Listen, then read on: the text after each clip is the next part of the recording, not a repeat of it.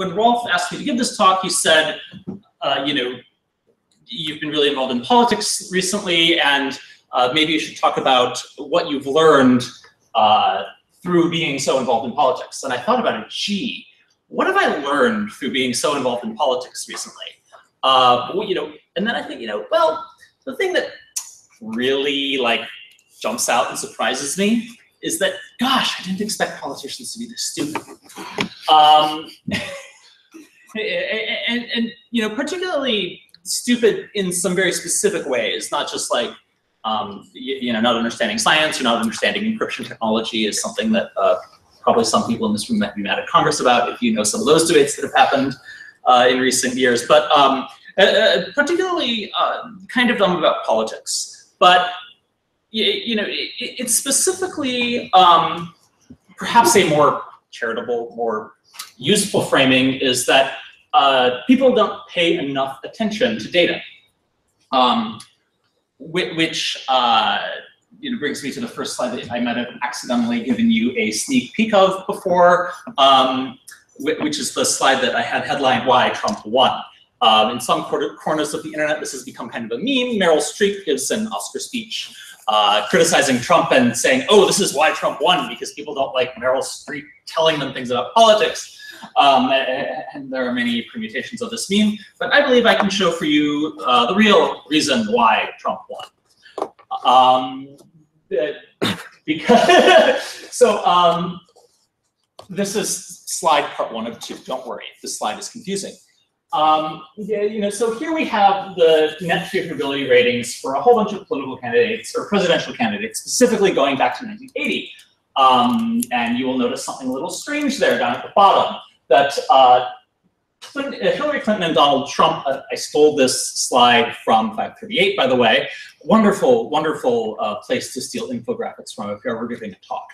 I guess on politics or sports, maybe not such a great place for infographics on other topics. But you know, way down at the bottom, it turns out that successful politicians are usually well-liked. Who would have thought? If you have a generally negative view of politicians, this might surprise you, but yes, successful politicians are usually well-liked.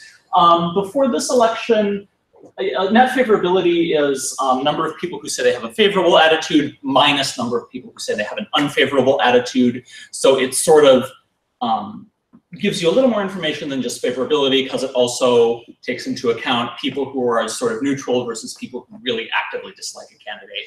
And before this election, going back to 1980, politicians, presidential candidates who more people dislike than like, tended to lose elections. Surprise, surprise. But this election was special because we had 2 candidates running against each other with negative net favorability. Hillary Clinton and Donald Trump. And so, you know, Hillary Clinton was somewhat less unfavorably viewed than Trump. It's about an 8-point gap in net favorability. Now remember, net favorability is favorable minus unfavorable. So if you look just at favorability, you know, it becomes like a 4-point gap. Gaps in net favorability are going to tend to be about twice as large because, well, you know, a certain number of people on these polls will say they're undecided. You know, usually they are pretty clearly inversely correlated.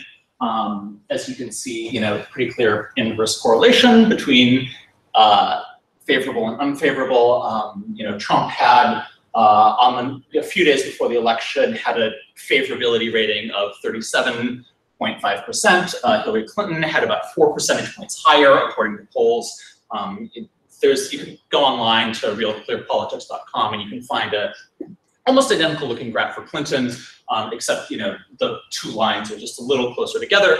And based on this, you would have expected that Hillary Clinton would probably beat Donald Trump by about 4%, because she has favorability ratings that are about 4% less unfavorable, which indeed, you know, was also backed up by polling, just direct polling of asking people who they were going to vote for. On the night of the election, 538, again, was forecasting that Hillary Clinton would win the popular vote by about 3.5%. Again, there's a bell curve of like expected probability distribution, but yeah, 538 was predicting Clinton wins the popular vote by about 3.5%.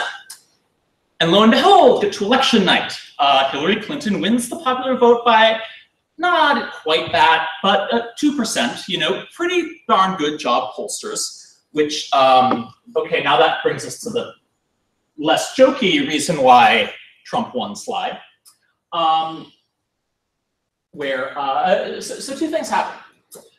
First of all, it turns out, at least according to exit polls, that Donald Trump won really big among voters who disliked both him and Hillary Clinton. Which, it might be surprising to some people here. Personally, it makes a lot of sense to me because before the election, I talked to a friend of mine back from Wisconsin. I grew up in Wisconsin. It's one of those states that it has, quite frankly, sort of, gone really downhill in terms of industry leaving. My hometown, Oshkosh, used to be the home of Oshkosh B'gosh. Yes, a real thing. Yes, really made in Oshkosh. Children's overalls, basically. Children's like overalls and blue jeans and stuff. Yeah, when I was a little kid, they moved the factory down to Mexico. And now like the town I grew up in, it's actually kind of sad. It's really gone downhill. It's a university town, so we have the university propping up our economy, but like the old main street of the town is just gone. And similar things have happened famously in Michigan, at Pennsylvania, Michigan is Detroit, the so-called Rust Belt, basically. And these were the states where Trump pulled off surprise victories by, just barely outside the margin, the voting margin that would have triggered an automatic recount like we saw in Florida. And he just barely avoided that in like a series of these Rust Belt states that in some cases, like Clinton didn't even campaign in them because she was sure she was going to win them. And before the election, I talked to one of my friends back home who still lives there. I think he's working as a paramedic, I'm pretty sure, or at least he was. And he said, "Gosh, these candidates just seem both so awful. But I've been thinking of voting for Trump because it just seems like a good way to give the finger to the idiots running this country." Michael Moore calls them the Brexit states, the 4: Wisconsin, Michigan. Oh, that's a great term. Yeah.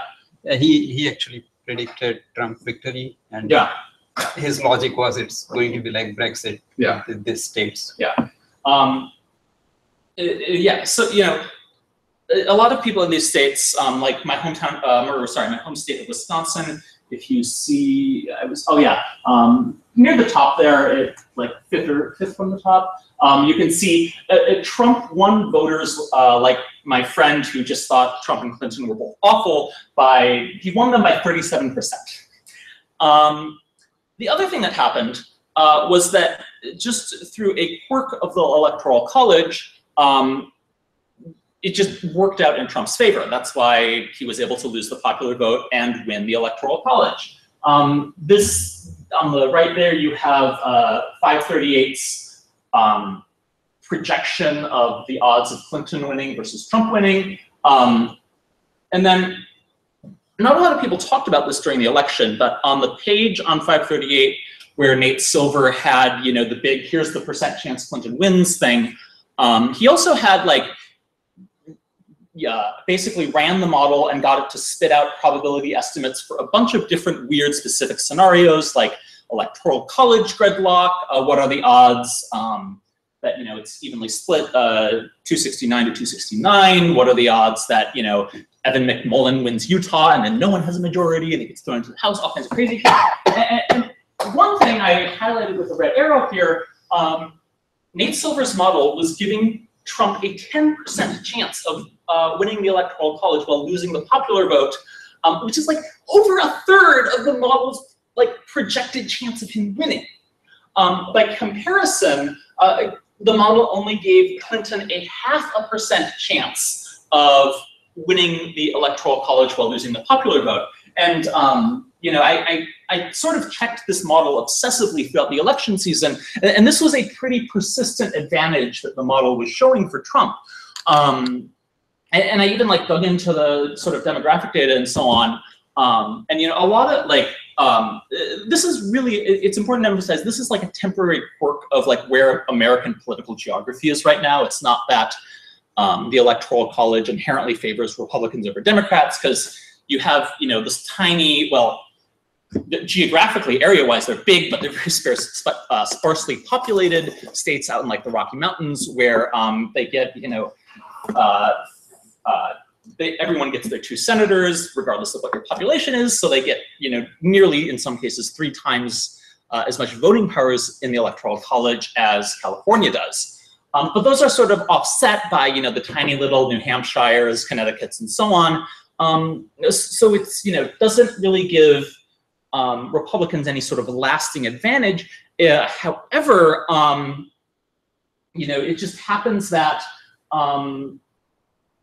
America's non-white population is growing really fast, but it tends to be growing in places that are not swing states. Not just that it's growing in blue states, also growing in very solid red states like Arizona and Texas.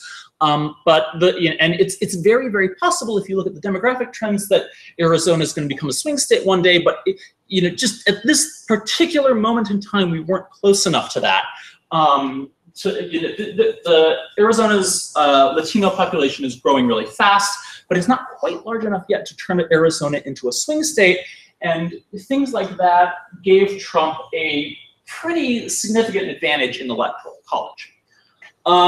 So why am I talking about this, and what on earth does it have to do with politicians being stupid? Well, I think if you don't understand this, if you don't understand that basically the story of the election is that you had 2 really unpopular candidates, and one was slightly less unpopular, but the Electoral College was stacked against her, so she lost. If you don't understand that basic structure of what happens, you are going to go insane. You are going to lose your mind. You're going to wonder, oh my gosh, does this mean that Americans actually want a president who goes around talking about grabbing women by the pussy, or whatever the case may be? And no, it's not. Trump is as unpopular as a sort of naive reading of the things he says would make you think. It turns out that, yeah, the saying the kind of crap Trump does really does make you less unpopular in the eyes of the average American voter. It's just that, whether rightly or wrongly, and, to go into whether lots of people would say Clinton was treated unfairly, and that's totally outside the scope of this talk. But lots of people became convinced that Clinton was corrupt. So like my friend back in Wisconsin, they just said, screw them both, press the button to blow up the system. They're both terrible. I'll vote for Trump because that'll just, cause chaos. Oh, there was a cartoon I should have put up here. I have a cartoon guy saying, I want things to be different, and then he smashes everything in the room. It's like, oh, this is terrible.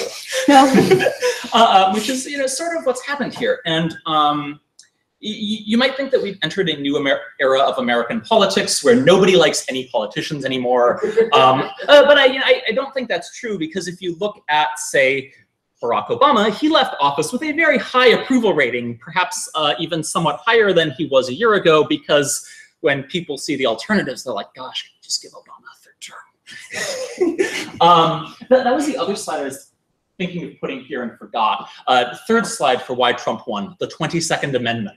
Presidential term limits. Yeah. So, and again, maybe it's a little unfair to call people who sort of don't internalize this stupid, because when news headlines are telling you one thing and the data is telling you another thing, it can be very difficult to believe the data. I know throughout the general election season, I was, generally following Nate Silver's 538 forecast really closely, and I even making bets based on it on Predict It, which is a betting market.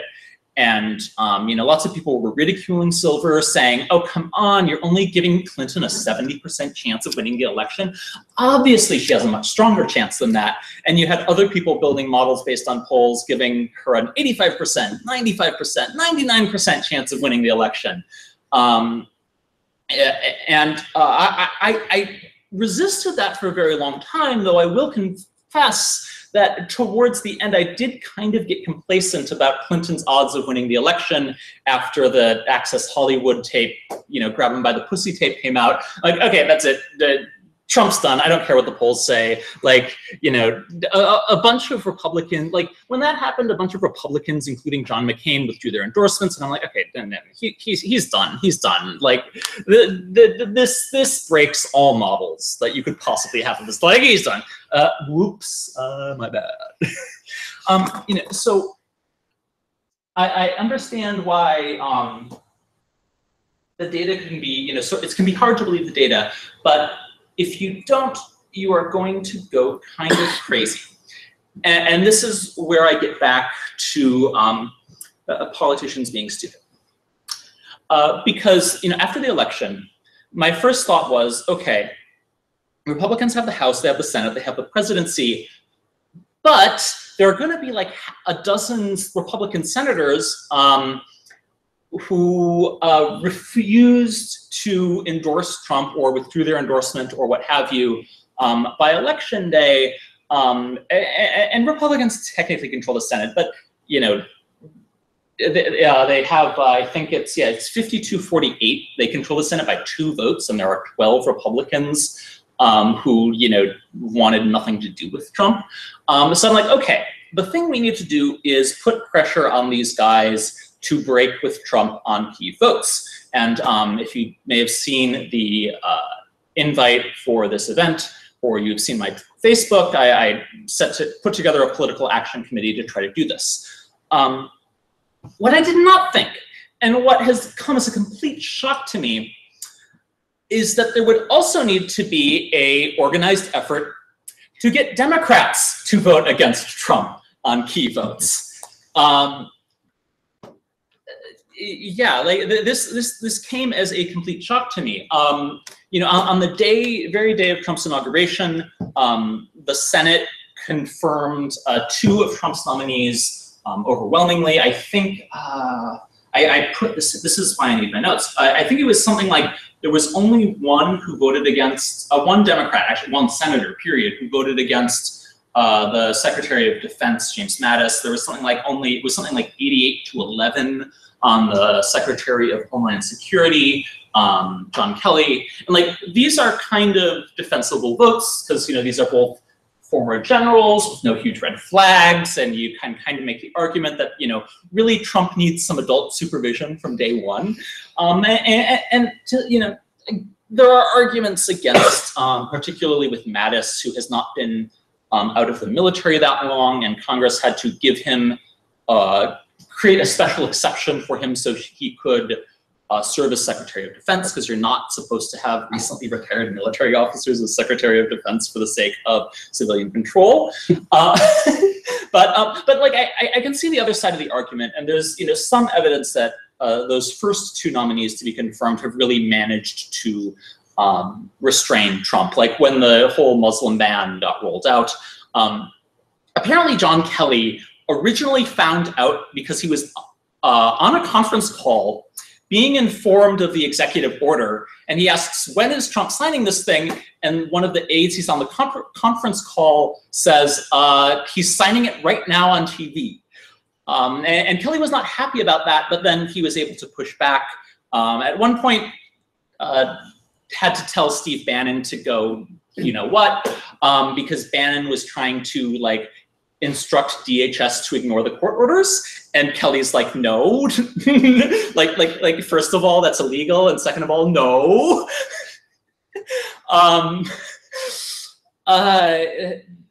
So some evidence that those guys, that those were reasonable decisions to confront these guys. But again, on the day of the inauguration, the Senate, including many Democratic senators, wanted to confirm Mike Pompeo for director of the CIA. Now, Mike Pompeo was a Republican member of the House of Representatives, whose claims to fame included wanting to bring back George W. Bush era surveillance, mass surveillance of Americans without any cause, accused the Senate of endangering Americans by investigating torture under the Bush administration. It almost got confirmed on the day of the inauguration. Ron Wyden, who, if you don't know who he is, he's an awesome guy, awesome on encryption issues, a senator from Oregon, objected to this, objecting to going ahead and confirming Pompeo right away. So the vote got delayed till Monday, and even then, 14 Democrats voted to confirm this guy, including Senator Feinstein, our own California's Senator Dianne Feinstein, who is at no risk of losing a general election to a Republican, and who also was running the Senate Intelligence Committee when it issued that report that Pompeo said is endangering Americans' lives because you're, airing the Bush administration's dirty laundry regarding torture. And lots of Democrats voted for him. And I think this is crazy for a couple of reasons. One is that on the one hand, it used to be true that presidents would come in and just get their appointees rubber stamped. This totally stopped being true during the Obama administration, though. Especially during Obama's second term. The reason no appointees of Trump's are any risk of being filibustered, with the exception of the Supreme Court nominee, is because the Republicans were just filibustering everything at the beginning of Obama's second term. So Harry Reid said, okay, we're going to get rid of the filibuster for all nominees except for the Supreme Court. That's the so-called nuclear option, if you've heard of it, getting rid of the filibuster for nominees. And then Republicans took the Senate in 2014, and then just now there was nothing the Democrats could do to get people confirmed. So you had record judicial, lots of people know about Merrick Garland, but it wasn't just Merrick Garland, the Obama's Supreme Court nominee. It was record judicial vacancies, lots of important executive posts being unfilled. America had no commerce secretary for over a year during Obama's second term. So any norm about rubber stamping presidential nominees is totally out the window. But Democrats are still sort of acting as if it were in force. Another favorite bit of commentary I've seen on this is it's as if the Republicans and Democrats were playing a board game, and then at some point in the board game, Republicans got frustrated and doused the house in gasoline and lit a match, started burning the house down, and then Democrats continued playing the board game while the house was burning down. I'd be curious. I hear your frustration with that, and I share your frustration with that, and I wonder what you suggest as the alternative behavior. Well, that's a very good question. To your next slide. Excellent. Well, I actually. Not quite. Oh shoot, these slides are kind of, I'm not sure I put these slides in the best order. Yeah, so in fact, I think predictably there has been massive backlash against this.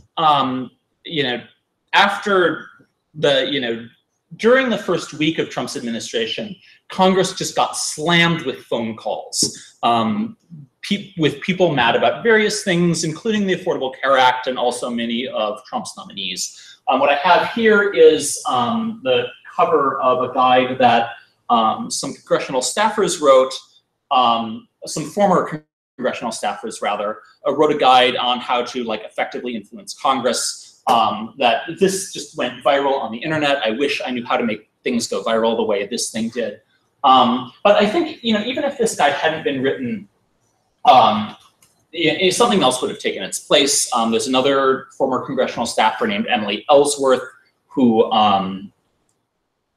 wrote her own guide, and she got featured in an article in Vox.com. So maybe if this hadn't been written, the Vox.com article featuring Emily Ellsworth would have gone viral instead. Who knows? I think the backlash against this was essentially predictable, and it was also predictable because, again, getting back to data, Trump is unpopular. Not surprisingly, he did get a boost in his approval ratings after winning the election. This is pretty common. He went from 37.5% to 45%. Again, very common for recently elected presidents to get a boost in approval ratings after the election. Normally the boost takes them a little higher.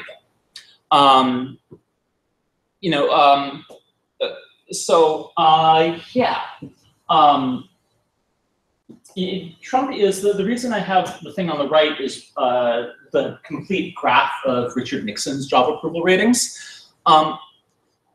Trump, pretty much from day one of his administration, was on where Nixon was in like May of 1973 when the Senate was opening its investigation into the Watergate hearings. I think one can reasonably predict that, after Trump started out with a 45% approval rating, it would be all downhill from there. And in fact, it was all downhill from there. At the top line is the rising disapproval rating.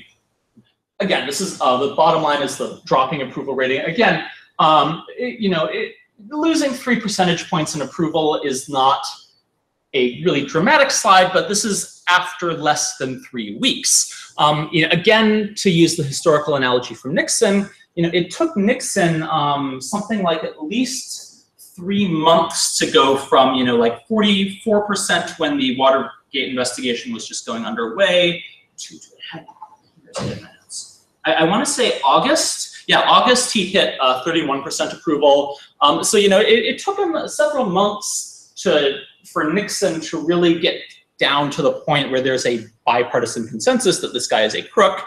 Maybe that 42% will hold, but Trump is on track to recapitulate Nixon's second term in his first term. So you may feel, Aurora, I haven't fully answered your question, but now here is the other part of the answer to that question. With the Pompeo vote, one Republican senator broke ranks to vote against him. Anyone want to guess who that was? John McCain. No. Oh. Rand Paul. Yes. Ah. Yes. Because Rand Paul is a libertarian. If so, obviously he isn't such a big fan of like mass surveillance of Americans and so on. As it was with 14 Democrats voting to confirm Pompeo, Rand Paul's vote was a little bit meaningless. But if Democrats manage to hold it together against a nominee, then you only need 2 more Rand Pauls to block the nominee. And now this gets me to the part of my talk I did maybe not prepare as well, because I didn't know what was going to happen today in the Senate. But today in the Senate, for the first time, Mike Pence had to cast the tie-breaking vote to confirm one of Trump's nominees, because the Democrats held it together and 2 Republicans voted against her. This was Betsy DeVos or DeVoe. I'm not sure how you say her name. This is the billionaire with no experience who totally humiliated herself during her Senate hearings. Who you'd think if anyone could have been blocked, it was her, but it was split exactly 50-50. Mike Pence cast the tie-breaking vote. If you know anything about the mechanics of how Congress operates, one suspects that behind the scenes there was a certain amount of threatening other Republican senators. Once the first to announce against her, then others were probably threatened that if you vote against her too and block her, then we will like screw you over on committee assignments in 2 years or something, because this is how the Senate works. Yeah, and this is I was going to like have a section of my talk on this, but I wasn't able to really prepare because I had no idea what was going on today. And I think it's less obvious. By the way,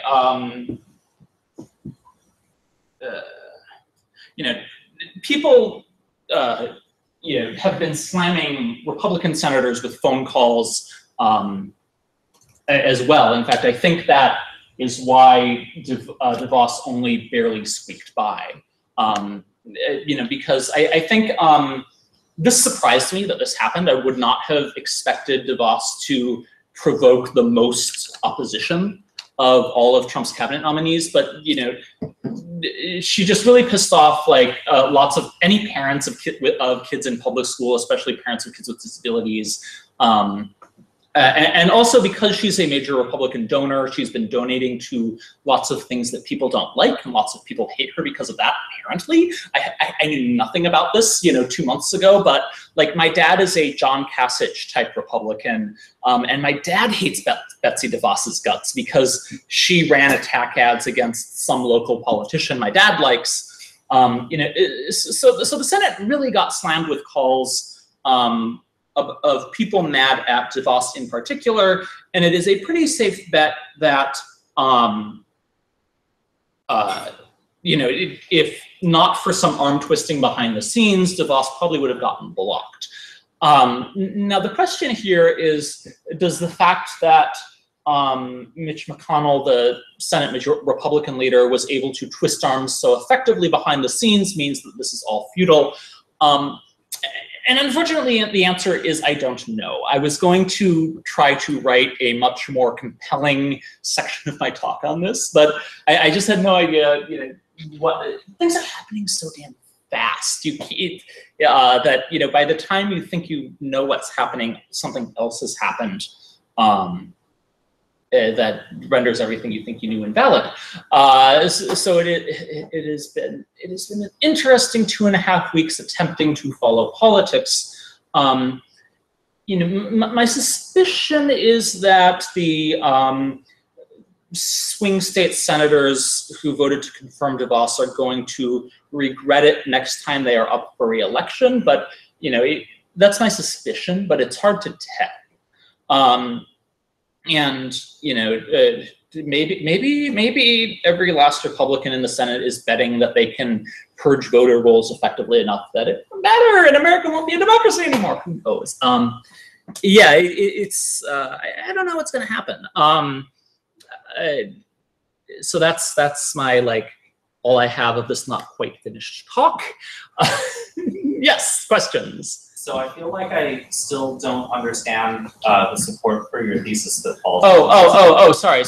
So this was mostly talking about. I'm not sure if recent. I am actually undecided about whether recent events indicate this to be true of Republicans. I'm pretty confident that recent events indicate that this is true of Democrats. Just because I think the backlash against Democrats saying they want to cooperate with Trump, I think that backlash was entirely predictable. Again,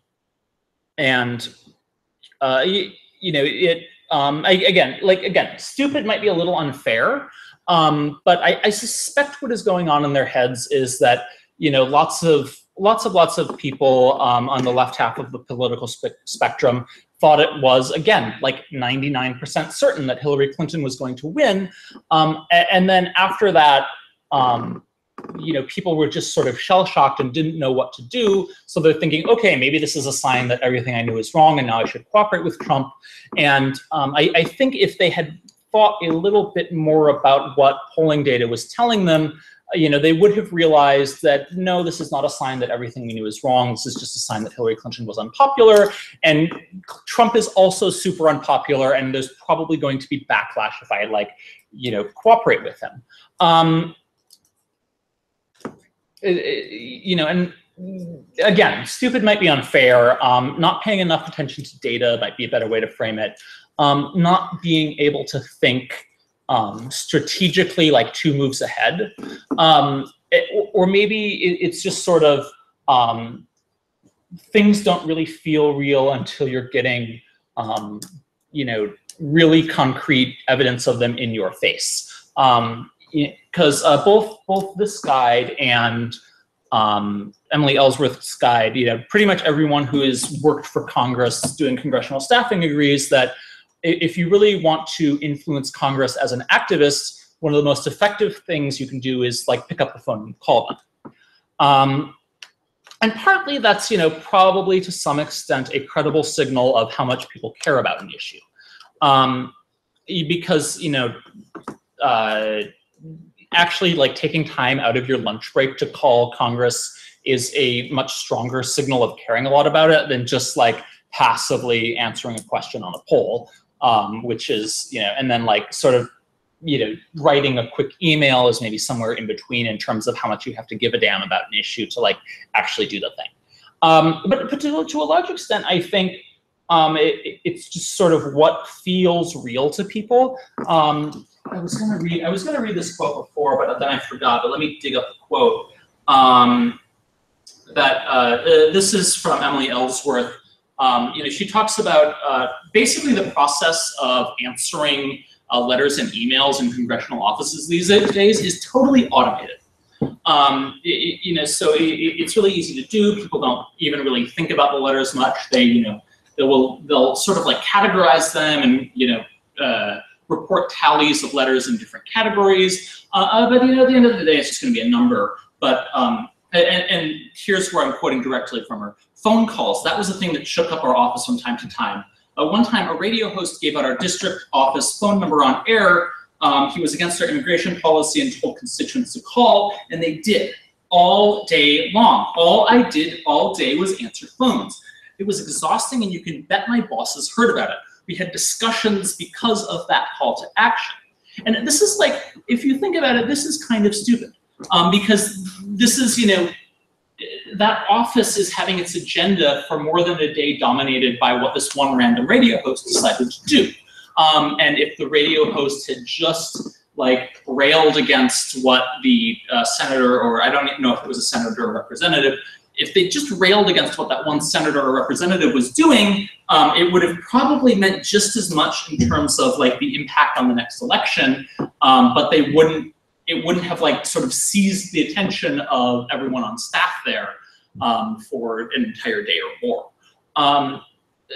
So, and to be clear, this stuff really works. Like you can see a dramatic difference in how Democrats have handled Trump's nominees before and after they got this flood of phone calls. So like this clearly works. And part of what I'm suggesting is that like the flood of phone calls and the backlash, I think, was largely predictable from polling data, but it just doesn't feel real to members of Congress until they hear from their staff that, oh my God, like we are unable to do anything else because we are getting phone calls on this stupid issue all day.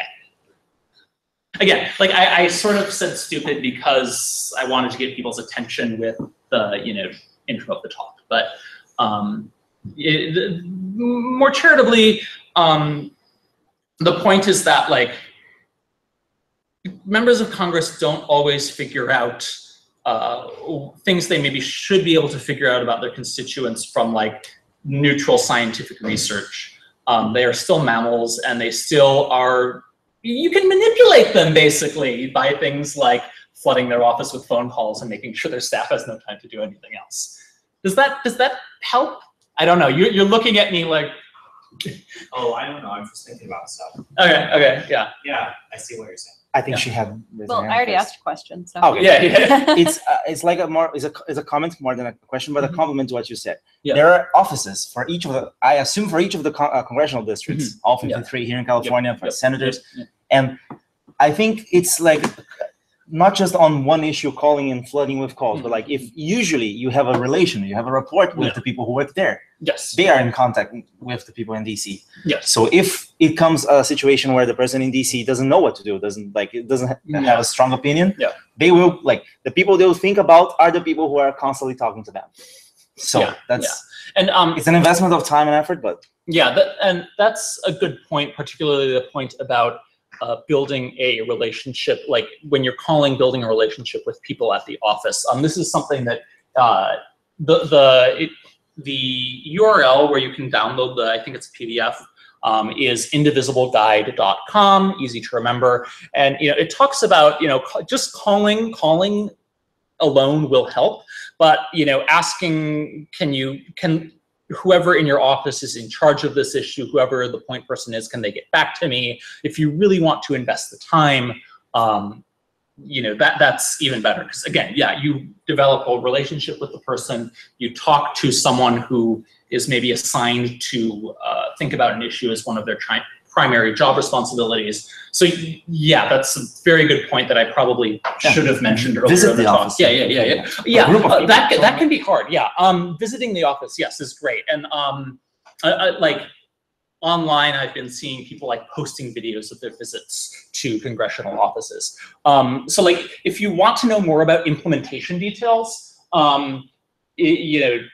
this book or booklet, I don't know what you call the relevant length of PDF, but it goes into a lot more detail. Also talks about town halls, which don't happen very often, but they can, going to a town hall can often be very effective, especially if you want to go to a town hall and complain, because when you go to a town hall and complain, then something the member of Congress was hoping would be a nice photo op becomes a news story about how people are unhappy with the member of Congress. So members of Congress generally try to avoid that, and if it happens once, they will think about how they can avoid that happening again and keep you happy. This is something that happened with the vote on the CIA director. One particular senator, after he voted to confirm the CIA director, people showed up at his town hall to boo him as he tried to explain his vote, which then probably influenced how he approached some of these votes in the future. So I get the impression that the general advice seems to be gum up the works and make it as painful as possible for anyone to cooperate with the Trump agenda, which I can totally see as an approach. I'm wondering what sort of the next steps are in terms of if a nominee does not succeed, his bench is pretty shallow, who's the next person? Eventually he's going to get a nominee. So sure, this is step one, but what's step two? What's step three? Are we trying to get onto a path that is less bad than the one? I mean, you would hope. It's a little hard to know for sure. I believe this was in past administrations, if a nominee gets shot down, then they try to correct for what was wrong with the nominee in the direction of whatever people were complaining about. I think this was Robert Bork and Anthony Kennedy. Robert Bork is a sort of infamous case of one of Reagan's Supreme Court nominees who got shot down. And then I think it was after that Reagan nominated Anthony Kennedy, who went on to be a very moderate justice, or I may be getting stories mixed up. But yeah, you would hope that if a nominee gets shot down, that then Trump will respond to this by appointing someone more reasonable. Though it's Trump, you don't know. And also sometimes I wonder if the reason there was so much one suspects arm twisting to get DeVos confirmed is because no one else wanted to be education secretary. I mean, I don't know. That seems a little silly, but who knows? It's sort of remarkable how weird some of Trump's nominees are, quite frankly. And in some cases, this is because he's nominating, his old buddy who bailed him out during the 90s when his casino was going down. And in other cases, it's not. It's sort of this isn't someone Trump would. This isn't a Trump crony, but it isn't someone I would think Mitch McConnell would want. And maybe that's what the best person they could get. Who knows? Yeah, this is an untested proposition, so I'm just sort of bullshitting here because I don't know the answer. Yeah. I wonder if you could talk a bit about what you've done with your political action committee. Yes. Well, it's been much less successful than these guys, for starters. So the big thing I've experimented with is running Facebook ads to try to get people to oppose nominees. I figured out how to set up a thing where I could check if people were actually calling. It took me a while to figure out how to do that, but also just signing a petition. And what I found, I need to write a blog post on this, but what I found is that to some extent, it seemed to work okay, but then after sort of like the initial ad buy seemed to do okay, then I tried to like up the amount of money I was spending, and saw very quick diminishing returns. I don't entirely. It's a little like I am a little confused because like according to the analytics I was seeing, like Facebook, when I upped the ad buy, then Facebook would show people the same ad 2 or 3 times with like correspondingly declining click rate. I don't know, like you have done a little with internet marketing. Do you understand like these diminishing returns things of online advertising? No. I don't Yeah. think I Was your filter too narrow? No. You know, I tried to make sure the filter was plenty broad. Do you mind sharing what point that you started seeing the diminishing returns? It pretty quickly. Like, I think, you know, like spending $20 a day on a smaller state, like that seemed to work pretty well. And then, you know, gosh, I'm trying to remember exactly the specific sizes of ad buys I did. But like, basically much larger than $20 a day, you saw like a pretty surprising drop off. And I don't, you know, maybe Facebook's algorithms are pretty good at targeting the people who are absolutely most likely to respond. Would be one explanation. I'm kind of surprised that Facebook would be so good at ad targeting with like no background information on the specific campaign who's responding to it. I don't know. Yeah. How hard is it to set up the back? How hard is it to set up the back? So the only tricky thing was you wind up in this catch-22 where in order to file with the Federal Election Commission, they want a bank account. And then lots of banks, before they'll let you set up a bank account, want you to have filed with the Federal Election Commission. I eventually solved this problem by putting PayPal down as my bank. I think there are like, what I heard, I went to Chase I have a bank account for the PAC at Chase, and they said that they thought there were some smaller banks somewhere that would let me set up a bank account for the PAC without having registered with the Federal Election Commission first. But like they couldn't tell me what those banks might be. So they're allegedly somewhere out there, except for PayPal. Like we know that PayPal exists. So it's weird. I put down PayPal, and like before I put down PayPal, I checked with PayPal that like this is like apparently PayPal is an FDIC insured institution. So I thought that would be fine, but the Federal Election Commission didn't like it. But then I successfully filed and gotten like my identification information, or like my identification number with the FEC that I could then give to Chase and have a real bank account. And possibly there is a less absurd sounding solution involving a small bank somewhere. Like I actually considered going online and looking up FEC filings and looking at like banks actual office holders are using for their political campaigns.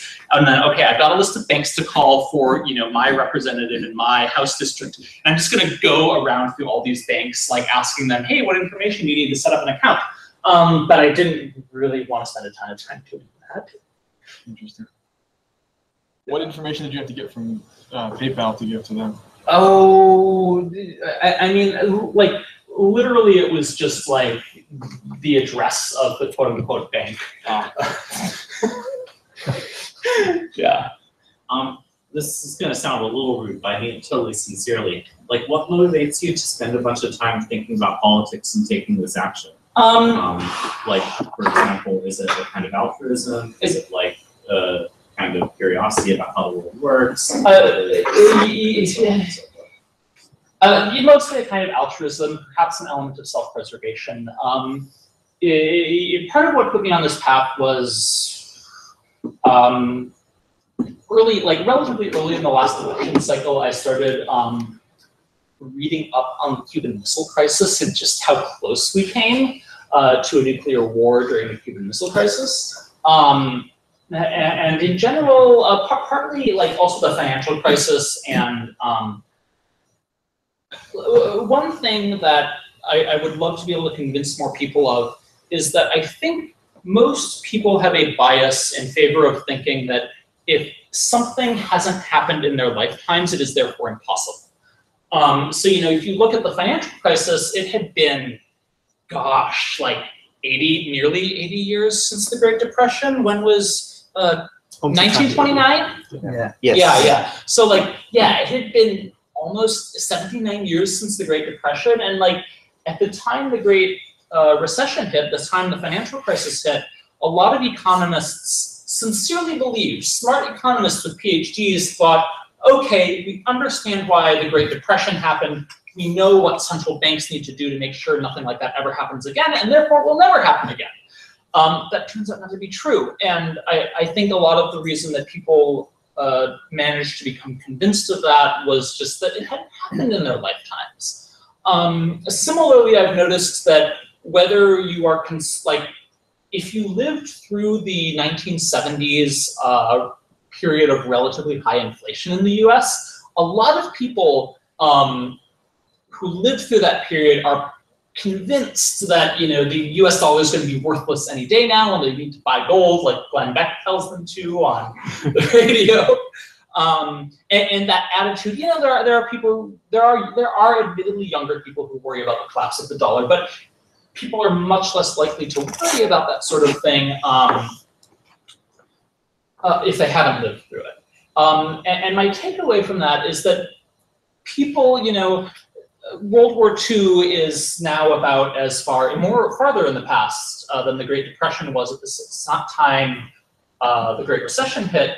And people, because most people who are, not well into retirement nowadays, did not live through World War II, did not live through the rise of fascism in Europe, think that, things like big global wars and democracies becoming dictatorships, they think it can't happen. And I've become convinced that to a large extent, people have become convinced it can't happen just because they haven't lived through it. And that probably, therefore, we should worry a bit more about that kind of thing. Does that make sense? Sure. Yeah. So, Facebook ads. I think a lot of people here are professionally obliged to ask, why not Google Ads? Oh, Facebook literally Facebook is what occurred to me to try first. Okay. I essentially never got around to it. Maybe I should try. Maybe if I'd been running on a little different budget, I'd try both and compare them. I know when help with the AdWords interface. I will help you. I honestly haven't even tried, so I don't know what the AdWords interface is like. It's actually really easy to set up. Okay, yeah, that's what I assumed. I just, I sort of did my calculations on okay, here's what I'm going to need sample size wise, and I don't have a huge budget, so I'm more likely to get statistically significant results from testing different things if I focus on A/B testing Facebook ads against each other, and because of that, I just never got around to really trying AdWords. I'll say from my perspective, because I did a similar thing. This is not based on any extensive research or anything like that, but just looking at it, I could imagine myself clicking on a Facebook ad. I could never imagine myself for anyone I end up clicking on a Google ad. Wow, typical mind. Yeah, no, but of people like me who I was trying to, Yeah, sure. Yeah. Why would you click Facebook ad? I click neither actually. Yeah, I have all Google ads blocked, but Facebook, you are forced to see them on mobile, right? Yeah. The other thing is, if you're using Google, you can't get something done. You don't Facebook nothing about. How do you have them blocked on the energize people with ad blocker on the desktop? But the ad blocker on mobile doesn't block out the Facebook ads. The native app. Do you think that's more or less effective than trying to change people's minds who right now maybe support or are indifferent to or undecided about Trump's agenda? How do you think about that? Yeah, that's a good question, and I think it would be very good for the country if a significant fraction of Trump's base were to desert him, like you saw on that graph of Nixon's decline if the same thing happened to Trump. And that's going to require persuading people who voted for him. So I think it's necessary in the long run. There's, I think, also a, I think there is a good chance that if nothing too catastrophic happens, Trump will alienate them himself before long, just like Nixon did. Presidents tend to go downhill in terms of popularity over the course of their administrations. I have, though on the other hand, I have thought a little bit about what you can do to persuade Trump supporters, but I haven't really, experimented much with it. Like, I've been planning on. In fact, I've been thinking about doing this and then wasn't doing it because I was busy preparing for this talk. But reaching out to more of my high school friends and talking to them about this stuff. And I don't know what's going to work. It needs to happen. It's possible it will happen on its own over time. Can I comment again? Commenting, not answering, but not questioning. I used to work for a political organization as well, and I think there's one thing that's important to keep in mind if the point is, for example, to like maybe flip the Senate in 2018, possibly try to flip the House. It's important to differentiate people not in two categories, blue and red, but in at least three. You have people who are staunchly blue, staunchly red, and you have a big, like a really 1/3 of the country, 40% of the country, who are in the middle. They are the swing voters. The people who are like firmly on the other side, you won't convince them. The people who are firmly on your side, you shouldn't be talking to them as often because they are already on your side. So it's important. And the organization I used to work for had a very, very strong game in finding out who's who. Like who is in these three groups. That's interesting because a lot of the conventional wisdom I hear is that it's not 40% or even 1/3 that are swing voters. It's really much smaller. Exactly, it's much smaller. The initial model is that's like in New Hampshire where I was working was 30% in the middle, but actually only the central 10% were really swing. Yeah, I mean, like anecdotally, I didn't. The main reason I didn't do this last year is because I sort of got complacent about thinking Clinton would win. But in 2012, I made a real effort to reach out to my friends back in Wisconsin, and some of them are like pretty religious, and in any case, not remotely blue tribe people. But I found that they were persuadable to maybe not vote for Obama, but at least like vote for the third party. Because like some of my more religious friends would say like, I can never vote for a candidate who's pro-choice, but it really does seem like Mitt Romney doesn't care much about anyone who's not a billionaire, so I'm not going to vote for him either. I'm going to vote third party. So I've found, at least anecdotally, I know quite a few people back home who are persuadable in that sense, and I should have like had that conversation with them again last year. I wish I had. It strikes me that the worse your net approval ratings are, the more persuadable you should find an average person to be. Like, given that Donald Trump was elected with like a normal amount of American voters voting, but yet he has really drastically terrible net approval ratings. That kind of implies that like the average person who voted for him should be more persuadable than they have been historically. Yeah, this is true. I think, so one thing is just that I think if the Democrats manage to nominate a decently charismatic candidate in 2020, they're going to have a pretty easy time of things. Probably whether Trump is still in office or not. I think the question is, for me, I think the question is not necessarily persuading the average voter, but persuading a significant slice of Trump's base to get them to the point where they're mad at Trump. And then Republicans in Congress see that, and now Republicans in Congress are thinking, we have more to fear from working with Trump than working against him. Because, nationwide approval ratings of 42%, well, probably that's going to be higher in red states than in blue states. So, in order to get Trump below 50% approval in, I don't know, Arizona, you might need to get him down to, say, 35% approval nationally. So that then John McCain feels safe, going his own way and not cooperating with Trump anymore. Sorry. So like on a high level, so what's the causal mechanism where like obstructing Trump in the short run would lead to like a lower probability of the like really dangerous outcomes from happening? Okay, I should have brought a bottle of water in here.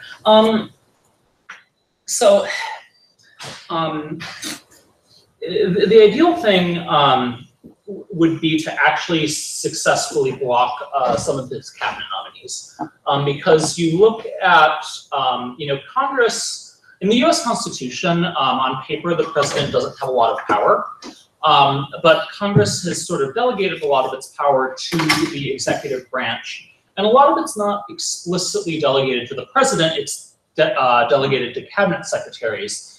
So whether Trump is able to get a given cabinet nominee through matters a lot.